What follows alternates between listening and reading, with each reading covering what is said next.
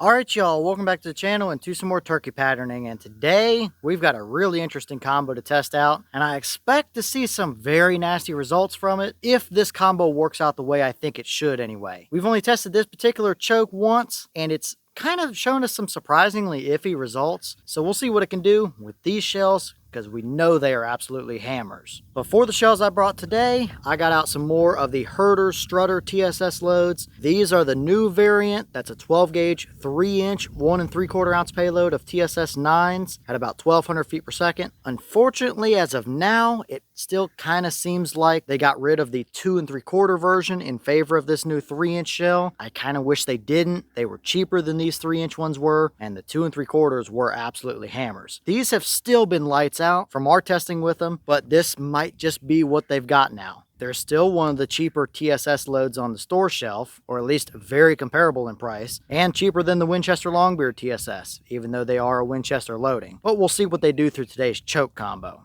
Before our setup, I brought out the Remington 870 Special Purpose. Got a 26-inch barrel on it, and we're going to be running this Comp-N-Choke. This is their extra full. It's a 665 constriction. This will be the first Comp-N-Choke that I have tested. We've already ran this once with some rogue shells, and it was honestly a little disappointing. I know Comp-N-Choke makes some good stuff, so maybe that was a fluke, but we are really going to see what it does with these Herter shells. We know those are good loads, so this should work out nicely. It's a good constriction, and it should be a good choke, so we'll see what happens. Before today's test, we're running everything the same as usual. I've got the turkey target set up at 40 yards and the chrono to get our velocity, so let's get you guys a view of that target and cross our fingers and hope that this choke actually is a pretty good performer and not just a random dud. I highly doubt that's the case, but these Herter shells should perform well if it's a good choke. So let's take our shot and see what happens.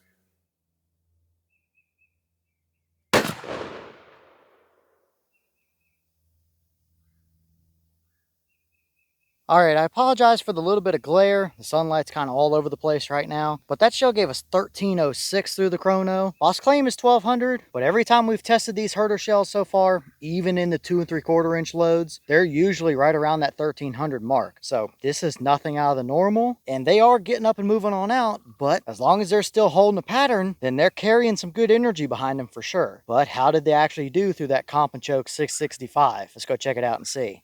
All right, well, here we are down at our 40-yard paper, and yeah, this is exactly what I expected to see out of these shells. I didn't think that Comp-N-Choke was a dud. It probably just didn't work out with the little bit larger TSS 7s and the rogue shells we've tested through it recently, but clearly it is an absolute hammer here with these Herter's loads. That bird may not have a head left at 40 yards. It's a complete jellyhead scenario for sure. There's probably 10 or 15 of them through the brain and another good handful of them through the top of the neck there that did the job. So yeah, that's a pretty nasty little core area for sure. And most of our load is on that turkey paper. There's not a ton of stuff outside of that. And what is outside of that isn't really any major flyers or strings. Maybe a couple flyers down there at the bottom, maybe a couple little bits up there at the very top, but nothing really major to speak of there. That's just a straight up nasty pattern. And again, for my money's worth right now, especially when it comes to mass produced big box store loads, I think the Herters are the best option out there. I really do. I'm not sponsored by them. I'm not paid by them. They're a Winchester made shell, and Winchester probably has absolutely no idea who I am. But for what they are, these things are just absolute hammers. You can't argue with them. You definitely don't need to spend this much money on a TSS load to run in a 12 gauge. A basic lead shell will still work just fine. But if you want to run TSS from your 12 gauge and don't want to order a custom or hand loaded shell, go to Bass Pro or Cabela's or go on their website and get you some of these. They're $65 a box, which still is not cheap by any means, but comparative to the Winchester equivalent, which is the same company here, those are $85+ a box. You just don't need to spend that kind of money when these Herter's loads for $65 are just as good. And from what I've seen, these things will outshoot anything from Remington and Federal right now for sure. So yet again, another absolute hammer. I'll give you guys one more close up here of what the target actually looks like. It's obviously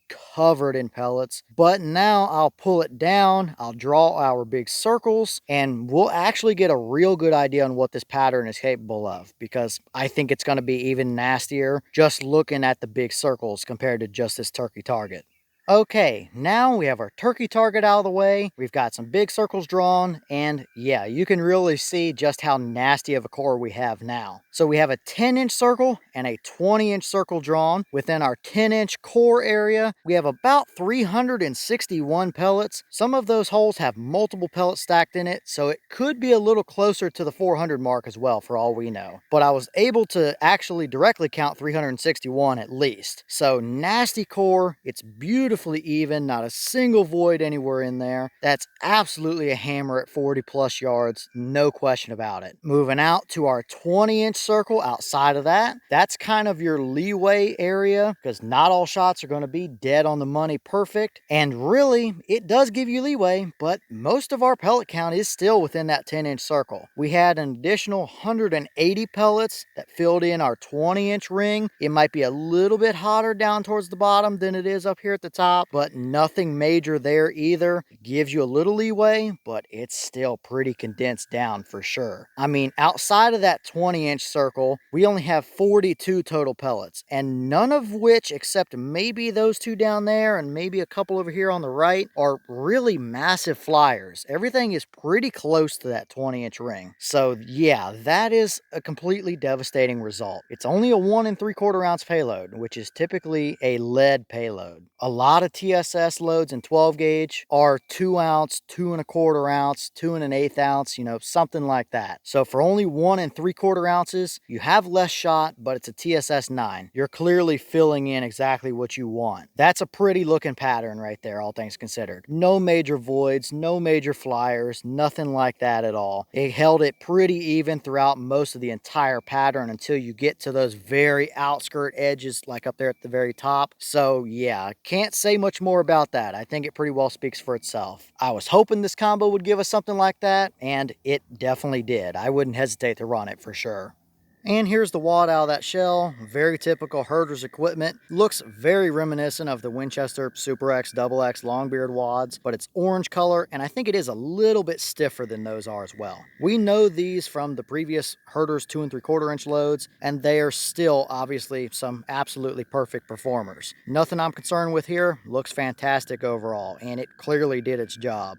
Alright y'all, well, what did you think about that result right there? It's clearly a devastating performer. That's 40 yard capable all day long. You could push that to 45 and most likely 50 as well and still do the job just fine. It's a beautifully even spread of pellets. That core is phenomenal. Outside of that, it gives you a little bit of leeway, but it's still pretty tight. But it really does kind of hold together and not get any kind of splotchiness until maybe the very, very farthest outskirt edges. So you can't argue with that kind of performance. Like I mentioned earlier, when it comes to something you can go to a big box store and pick up right on the store shelf that's a mass-produced load, you can't really argue with these Herter shells. Don't overlook them. They may not be one of the big name brands, but they're made by Winchester, so they are technically still one of the big name brands. They have the research and development behind them for sure. And for the price difference, these are easily $20, if not closer to $30 or $35 cheaper than what a lot of the Longbeard TSS is right now. And these will outshoot anything from Federal and Remington for sure. The Brownings are also pretty good, but they're also a Winchester load as well. So for my money's worth, even though you don't have to run a TSS load that's this expensive and stuff from a 12 gauge to take turkeys with it, but if you wanted to, and you're going to, don't overlook the Herter stuff. You can spend less money and still have just as good of a shell. So that's exactly what I was hoping to see today. Clearly, that Comp-N-Choke worked out pretty well for us. And even though these are the new variant of the Herter shells, seems like they've still got their act together pretty well. So leave all your thoughts down below. Is that about what you expected to see? Were you a little surprised one way or the other? Have you tested any of these Herter's loads or one of those Comp-N-Choke 665s? And if so, what kind of results have you seen? Is this a combo or a pattern you would hunt with? Is that exactly what you're looking to see? Maybe is it too tight? Maybe you want an even hotter core with even more pellets actually hitting the bird at 40 yards. Or maybe you're just somebody that's going to go buy a $20 box of Winchester lead loads and call it a day. Perfectly fine to do that. Nothing wrong with that at all. But what did you think about this pattern overall? And maybe what other shell and choke combos do you want to see us run with either those Herter's loads or that Comp-N-Choke? Let me know all that down below. But with that being said, I've got some more testing to get done for you guys, so I'm going to get back to it. As always, we have the channel Instagram as well as the mailbox where you can send stuff if you'd like. All the information will be in the description if you're interested in it, but I'm going to get back to it, so I'll see y'all in the next one.